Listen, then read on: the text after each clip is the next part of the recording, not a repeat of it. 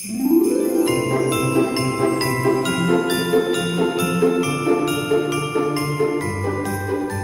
holidays, everyone. This is Jun Cowan, and I just wanted to say Happy Christmas to everyone, and we'll see you in 2024. But I wanted to cover something, a controversial issue. I was being recently accused of being a misinformant, being totally focused on structural geology and economic geology and so forth, being accused of all sorts of things. That is absolutely not true. Absolutely not true that I'm totally focused on converting everyone to structural geology and economic geology. I'm trying to convert everyone in general. Like, that's right. Like, I see geology in everyday life. So this is a sample of Rocky Road from my next door neighbor, Ethel. I'm going to look after her cats every now and again when she's away on her overseas jaunts on her own. She gave me this wonderful rocky road, and when I cut it open, I realized that this rocky road is actually it's formed from geological processes. It's yes, I can see the evidence in it, and I just like to explain this. And I'm actually converted over to the volcanic theory of ore formation here. So let me just explain here. Now, the first thing you notice with this sample is that it's poorly sorted. You can see the very large clasts in here and the very fine matrix. And you can clearly see that there is something going on here. For example, this lower unit here. Can you see these? These are spherulites formed in this brown layer. I suspect that this is a volcanic unit that's been chilled really fast for some reason, and that's forming the base of this particular the sample that Ethel gave me. And you can see the layers here. This is the stratigraphy. You know, it's very important to figure out the stratigraphy here. You can see that there's this brown layer, the darker unit here, and there's another brown layer here, and there's a darker unit here, and you can see a cross-cutting feature right here. This is a fracture going right across, but it's now a dike. You can see the clasts within this dike, which are imbricated the same way. So you can probably determine the flow direction of these clasts. And of course, you can recognize these translucent, glassy red clasts here. These are volcanic bombs. Yes, that's right. These are volcanic bombs because we know that volcanoes are red. So these glassy material here are randomly scattered about. They have no preferred orientation. So these are volcanic bombs. It's quite remarkable that you can get all this information from the sample. Another thing that you can see, a pinkish class over here, very similar in color to, but not as deep red as the bombs. These are likely to be eroded from, I can't say it too loud here because it's very, this is the first time I release this information. This is likely to be eroded from a chimney. And the Chimneys location was probably over here to the right, because you can see that the long axis of these clasts are basically leaning the same way to the left. So therefore the paleoflow direction must have been in this direction. Let me see on the other side. See? You can see this clast here, it is leaning, you know, to this side. So it must be eroded from the right-hand side and transported to the left. Of these green units, these are really interesting. These are peridotite rip-up Zeniths that transported with the volcanic activity. These are really, really quite distinctive clasts. You can actually identify them everywhere here, and it is really quite remarkable. And unfortunately, you can't sort of figure out their transport mechanism here, but they appear to be all. That's right. They all tend to be concentrated in this brown unit. Oh, and this is an interesting feature.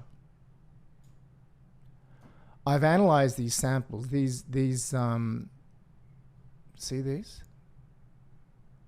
These are beta quartz. They're associated with volcanic activity. You can see them here, all along here on that layer. And I've dated these. And there's another layer here, okay? So there's another layer here, and this date that came out here, this happened to be about 10:43 a.m. on the 23rd of December 2023. 10:43.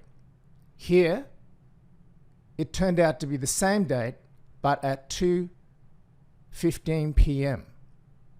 So there is, the Yanyin direction is this way. We know that from just getting the dates from this unit, from this, and I believe this is a ash flow unit, this white unit here. You'll notice that this ash flow unit is only existing on one side of this fault. This dike, this is a dike now, but it used to be a fault. Used to be, so you can't see it on this side.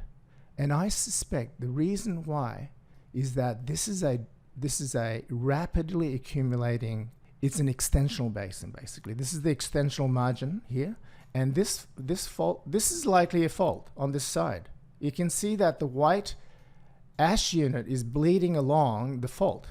So therefore this had a rapid subsidence, so it had preserved the ash flow, but on this side it wasn't preserved. Quite remarkable. You can actually sort of see the relationship here with the fault and the ash. Amazing detail. Now, you'll notice these two large objects here. These are dropstones. So the reason that it is really poorly sorted in this area, but still largely stratified, is the fact that this is a sort of like a glacial volcanic setting. It's a bit like, you know, in Iceland. So that's why you have these dropstones. And these dropstones are not just your regular old dropstones. You can see that they are concreted. You can see that there's an inner core, and they're concreted with this material here with the beta quartz on the outside. It's quite remarkable. They must have rolled down the hill, possibly rolled down the hill that these pink class came from, and they were dropped in. It is really quite remarkable that you can see all these detail, and you can see the flame structures here, the flame structures of the ash against this brown unit. You can see that this is all squishy and wet when it was in place, and produced these flame structures. So I am convinced how important this scientific finding is to those people who eat Rocky Road. Before you eat your Rocky Road during the Christmas time, please make sure you examine the sample and determine its origin, and work out the geological history of it, because I'm sure this is the first of its kind. You know, this type of observation is fantastic. So much detail that you can get from Rocky Road. Just before we go, I just want to point out some interesting features of some of these clasts. These really rounded quartz clasts. You know, they're smashed up. Obviously, they're very angular, so they must have been violently. There must have been some violent explosions caused by the volcanic activity producing these angular clasts. They're everywhere. But then there's a competing hypothesis that this could be a tillite. There's some evidence of ice wedging here. There's a couple of them here that have this sort of, it's not quite white like these cream cut brown sort of colored, but it has this sort of distinctive sort of off-white look, and it's sort of like a triangular shape pointing up. And these are ice wedge features. Ice wedges are usually pointing down, but these are brand new. This is a new discovery here. So it's really important to pay attention to, you know, to looking at the direction of the apex here. And it's very, very informative, you know, volcanic ash here, and Very interesting sample. Anyway, I thought I might give a description of this rocky road before I consume it for Christmas. I hope everyone has a safe and happy Christmas, and I'll be seeing you next year in 2024. Thank you.